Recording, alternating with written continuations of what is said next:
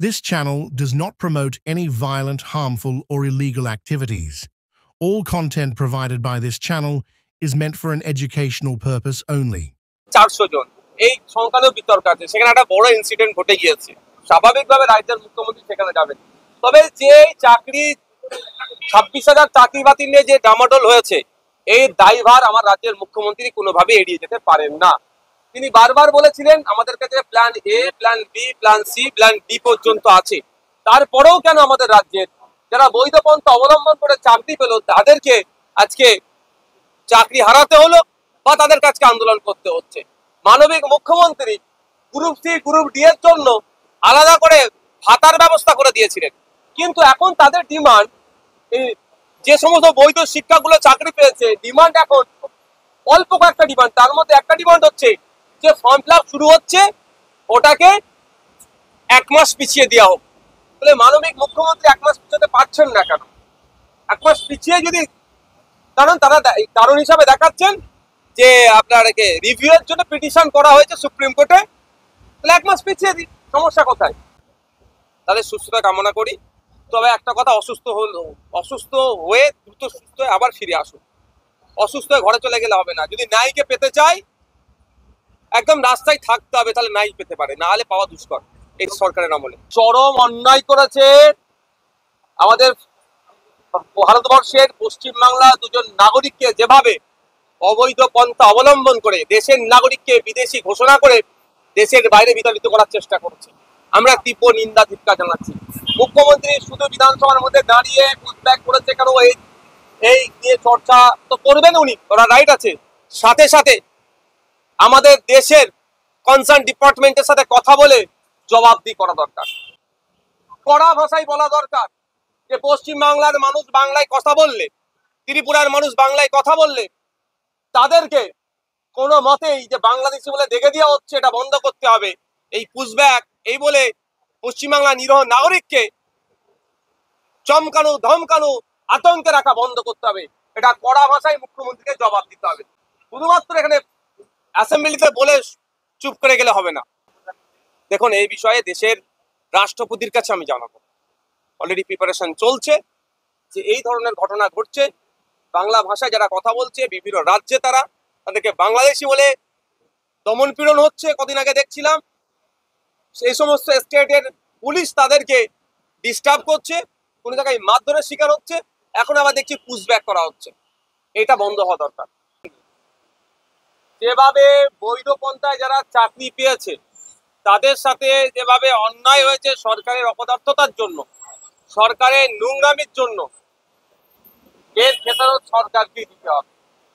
আর পশ্চিমবাংলার আইনসভাতে যেখানে আগামী 5 বছর বা আগামী দিনে পশ্চিমবাংলার নাগরিক কিভাবে ভালো থাকবে, শিক্ষা, স্বাস্থ্য, কর্মসংস্থানের যোগ্য যেখান থেকে হবে, আলোচনা যেখান থেকে হবে, সেখানে তারা জানাতে আসছে। আমি প্রত্যেকটা গণতান্ত্রিক প্রক্রিয়ায় শান্তিপূর্ণ আন্দোলনের পক্ষে ছিলাম, আছি, আগামীতেও থাকবো। তবে একটা কথা, শুধু শিক্ষক নয়, এর সাথে যারা শিক্ষক কর্মী যারা, তারাও আজকে তৃণমূল কংগ্রেসের দুর্নীতির তারাও শিকার হলো। যারা বৈধ পন্থা অবলম্বন করে চাকরি পেল, দুর্ভাগ্য, তাদেরকেও আজকে বাতিল করা হয়েছে। তাদেরকে 20,000 25,000 টাকা সাম্মানিক দেওয়ার যেটা হয়েছিল কোর্টের মাধ্যমে, সেটাকেও স্থগিত রাখতে বাধ্য হয়েছে। বিধানসভায় স্পিকার স্যারের মাধ্যমে রাজ্যের সংখ্যালঘু বিষয়ক ও মাদ্রাসা শিক্ষামন্ত্রীর দৃষ্টি আকর্ষণ করলাম, তাকে আবেদন করলাম যে পশ্চিমবাংলায় ওয়াকফ ভারতবর্ষের দ্বিতীয় বৃহত্তম ওয়াকফ সম্পত্তি পশ্চিমবাংলায় আছে। 1,43,000 একরের ঊর্ধ্বে সম্পত্তি পশ্চিমবাংলায় আছে, যার মধ্যে 25,000 একরের ঊর্ধ্বে সম্পত্তি এখনো বেহাত হয়ে আছে বা অবৈধ দখল হয়ে আছে। এই অবৈধ দখল মুক্ত করে সম্পত্তিগুলো যাতে ওয়াকফ বোর্ডের হাতে তুলে দেওয়া যায় তার ব্যবস্থা করতে। এই বলার কারণটা হচ্ছে এটাই, 2011 সালের আগে তখন তৃণমূল কংগ্রেস বিরোধী আসনে বসতেন, তারা সেই সময় বলেছিলেন, মুসলিম সম্প্রদায়কে আশ্বস্ত করেছিলেন, প্রতিজ্ঞাবদ্ধ হয়েছিলেন যে ক্ষমতায় আসলে ওয়াকফ সম্পত্তি উদ্ধার করব। ওয়াকফ সম্পত্তি উদ্ধার করা তো দূরের কথা, ওয়াকফ সম্পত্তি তৃণমূলের নেতারা লুট করে খাচ্ছে। এই অ্যাসেম্বলি হাউসে মন্ত্রী আছে, বিভিন্ন জেলার এমএলএরা আছে, বিভিন্ন কর্পোরেশনের কাউন্সিলররা আছে, বিভিন্ন এলাকার নেতারা তৃণমূলের, তারা ওয়াকফ সম্পত্তি লুট করে খাচ্ছে, যাতে এইগুলো তাদের হাত থেকে কেড়ে ওয়াকফ বোর্ডের হাতে তুলে দেওয়া হয়, তা সেই জন্য আজকে মেনশন করেছি। ঠিক যেভাবে মোদিজি অর্থাৎ কেন্দ্রের বিজেপি সরকার ওয়াকফ সংশোধনী আইন 2025 নিয়ে এসে মুসলমানদের উপকার করার স্বপ্ন দেখাচ্ছেন, উপকারের নামে অপকার হয়েছে, ঠিক একইভাবে নতুন ওবিসি এ ওবিসি বি রিজার্ভেশনের নামে মুসলমানদের অতটাই উপকার করেছে যতটা উপকার মোদিজি ওয়াকফ অ্যামেন্ডমেন্ট অ্যাক্ট নিয়ে এসে করেছে। এই রিজার্ভেশনের নামে মুসলিমদেরকে সম্পূর্ণরূপে যারা আর্থিকভাবে দুর্বল তাদেরকে আরো ক্রমশ ঠেলে দেওয়া হয়েছে। কারণ ওবিসি এতে এতদিন শেরশাবাদিয়ারা ছিলেন, এখন সেটাকে ওবিসি বিতে পাঠানো হয়েছে, মানে এটা হচপচ করা হয়েছে। আমার মনে হয় কমিশনে যারা ছিলেন মুখ্যমন্ত্রীকে বাইপাস করে বা ভুল বুঝিয়ে এই ধরনের লিস্ট মুখ্যমন্ত্রীর হাতে তুলে দিয়েছে, তার মাধ্যমে অ্যাসেম্বলি যে রিপোর্টটা পেশ করেছে এটা অনেক হচপচ, অনেক বিতর্ক আছে। যদি এই বিতর্ক না ঠিক হয় তাহলে কিন্তু এর বিরুদ্ধে যারা এই রিজার্ভেশনের মধ্যে পড়ছেন বা যারা ডেপ্রাইভ হয়েছে তারা ঐক্যবদ্ধভাবে আন্দোলন শুরু করবে। সেই আন্দোলনের ভয় পেয়ে হয়তো আজ তিনি বুঝতে পেরেছেন, সেই আজকে কিছুটা হলেও প্রশমিত করার জন্য আজকে তিনি বকলমে স্বীকার করে নিলেন যে আমরা এটাকে নিয়ে সংশোধন করব, বা এই ধরনের তিনি একটা শব্দ প্রয়োগ করেছিলেন। এই হাউসেতে পশ্চিমবাংলার মুখ্যমন্ত্রী আমাদের সম্মানীয় চিফ মিনিস্টারটা বললেন এটা কমিশনের ব্যাপার, ওরা দেখে নেবে।